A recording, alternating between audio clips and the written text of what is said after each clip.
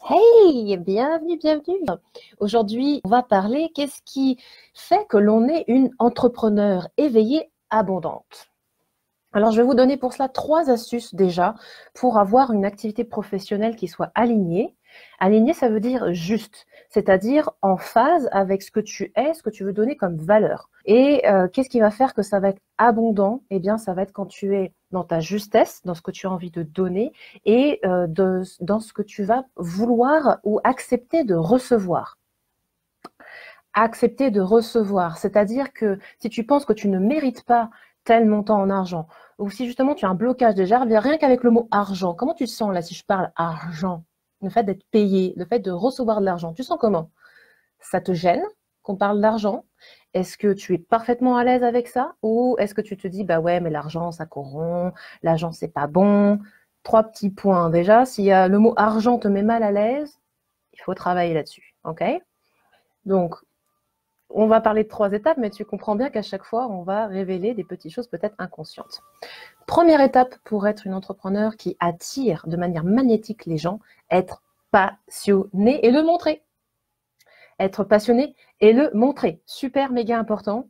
Parce que si tu ne montres pas que tu es passionné, moi, j'ai une tendance, c'est d'être un petit peu trop passionnée quand je parle. Je pense que tu l'as compris, je suis méga enthousiaste et je peux parler pendant des heures. Donc, j'essaie d'être concise, d'accord? Ça, c'est mon challenge. Mais lorsque tu es passionné, que tu es vraiment passionné, eh bien, tu vas pouvoir partager sans effort. Tu vas pouvoir dire, bah voilà, je viens de m'acheter ce dernier petit cristal, est-ce que vous savez ce que c'est, tatati tatata, et tu parles de ta passion. D'ailleurs, si tu ne sais pas de quoi, ce sur quoi tu dois parler, eh bien, réfléchis pas, parle vraiment de ce qui t'apporte au niveau du cœur. Qu'est-ce qui, toi, te nourrit? De quoi tu aimes bien te nourrir en général? Est-ce que c'est justement d'aller acheter des bouquins en développement personnel comme tu vois derrière moi? Est-ce que c'est plutôt travailler justement ta connexion spirituelle? Est-ce que c'est travailler sur tel ou tel aspect? Ou est-ce que c'est plutôt justement explorer des nouvelles choses, aller dans la nature, te balader, faire du... J'ai quelqu'un qui va tous les week-ends à la montagne. Voilà, c'est son trip. Elle a rien, ça n'a rien à voir avec la spiritualité. C'est son truc. Paris, ça l'étouffe. Elle a besoin d'aller tous les week-ends en montagne. Et bien voilà. Et elle en parle. Et du coup, en plus, elle est bonne en photographie. Elle fait des bêtes de photographie. Donc, elle a construit une activité de photographe à côté, par exemple. Voilà. Alors, de quoi est-ce que tu es passionné? Et puis, te pose pas la question de est-ce que ça va me rapporter quelque chose? Parce que souvent, c'est ça, on se dit je vais partager, mais il faut pas trop que j'en donne, parce que sinon, si je donne tout, bah, les gens vont plus venir me voir. Il y a du vrai et du faux avec ça. C'est-à-dire qu'effectivement, si tu fais un coaching en live et que tu résous les problèmes de tout le monde tout le temps en live, et ben oui, forcément, les gens vont plus venir te voir. Mais si tu dis pourquoi est-ce que tu es passionné, pourquoi ça te tient à cœur, pourquoi c'est important que les gens prennent conscience de ceci, de cela, ben, les gens ils vont se dire mais ah mais ouais, j'avais pas tilté que c'est intéressant ça.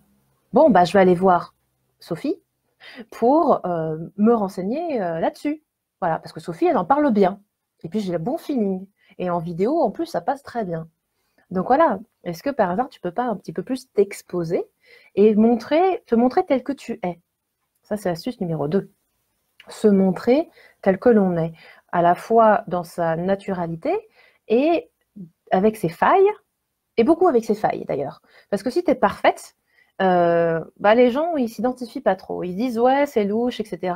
Tu vois, ils voient plein de gens parfaits sur Insta, tout est clean, nickel, machin. Moi, je te montre que j'ai ma plante derrière, que mon truc, il est pas super parfait. Je suis pas une youtubeuse, pourtant, j'ai plus de 1000 abonnés sur ma chaîne YouTube. Ok, c'est qu'il y a quelque chose qui passe quand même, tu vois. Je me dis.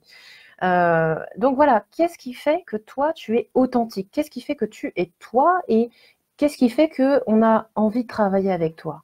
Parce qu'au-delà de ton titre, tu es peut-être psychologue, tu es peut-être magnétiseuse, tu es peut-être 3 petits points. Tu t'es mis dans une case de ce que tu es au niveau professionnel, mais on s'en fout de ce que tu es au niveau professionnel. Nous, ce qu'on veut, c'est travailler avec toi.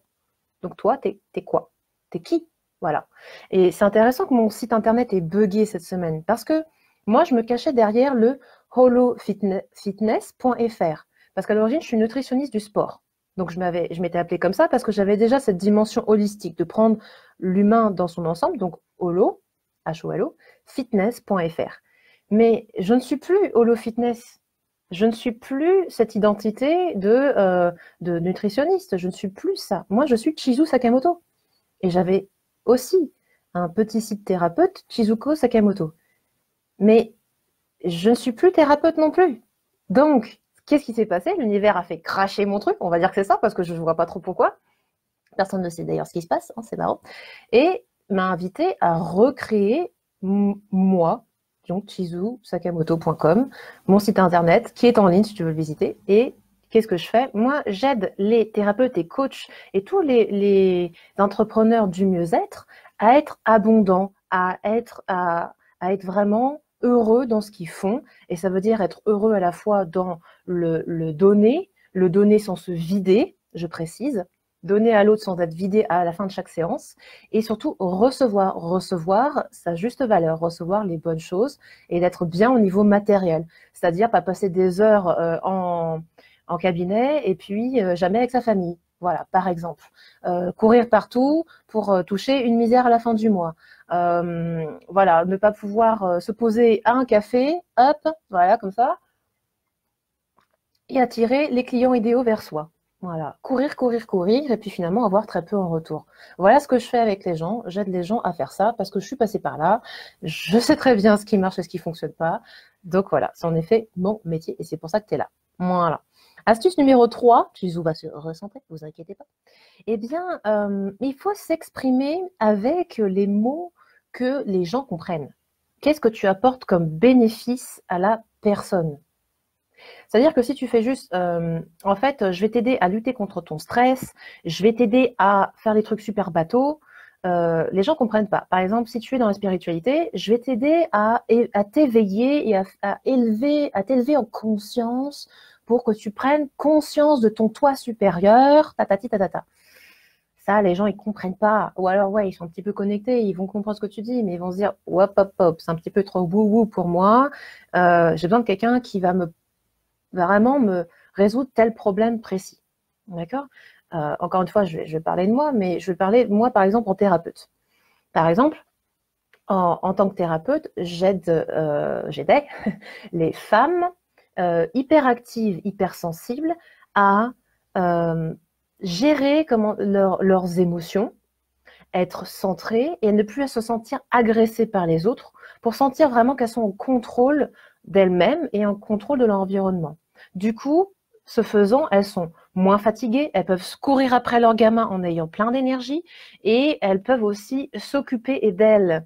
C'est-à-dire que souvent, elles n'ont pas le temps de manger, elles n'ont pas le temps de s'occuper d'elles, de se faire du bien, etc.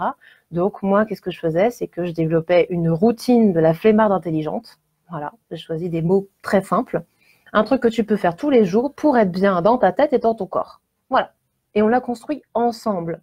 Donc à la fois, je faisais du relargage émotionnel, donc de la psycho-énergétique, du tralali, du tralala, mais aussi on allait dans le concret, on allait sur l'organisation, la structure, etc. Et on trouvait la routine bien-être qui lui fallait. Voilà. Tu vois, c'est plus précis, c'est qu'est-ce que tu donnes comme résultat aux gens, quoi. Voilà. Et en ayant ces 3 points-là, parmi d'autres, évidemment, on va l'aborder plus tard, eh bien, tu vas gagner en clarté et du coup, les gens vont pouvoir s'identifier. D'ailleurs, je vais te donner une dernière astuce. Tu n'es pas là pour sauver la Terre entière. Si, en vrai, tu es là pour sauver la Terre entière, on le sait tous, mais il faut que tu t'adresses à quelqu'un en particulier.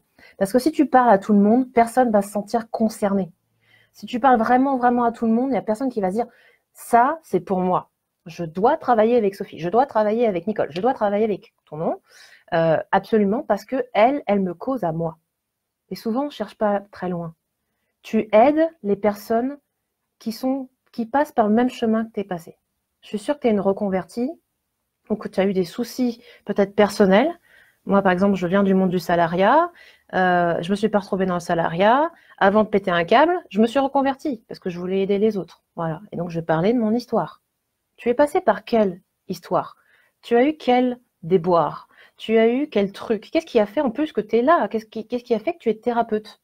Livre-toi. Livre-toi et tu vas attirer les personnes qui sont comme toi et qui veulent progresser, pas les gens qui veulent se plaindre. Ça, c'est important aussi. Ok?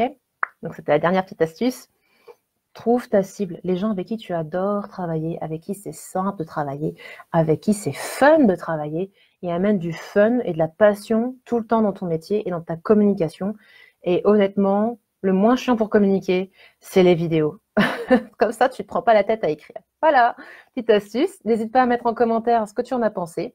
Si tu as besoin d'aller plus loin, je vais mettre le lien de mon site internet pour qu'on voit ensemble ce que je peux faire pour toi, si je peux te débloquer sur quelque chose. N'hésite pas, j'offre la première session diagnostic pour justement que tu te fasses une idée. C'est en commentaire. Et puis, si tu as aimé, n'hésite pas à mettre un petit like. Ciao, ciao, à bientôt.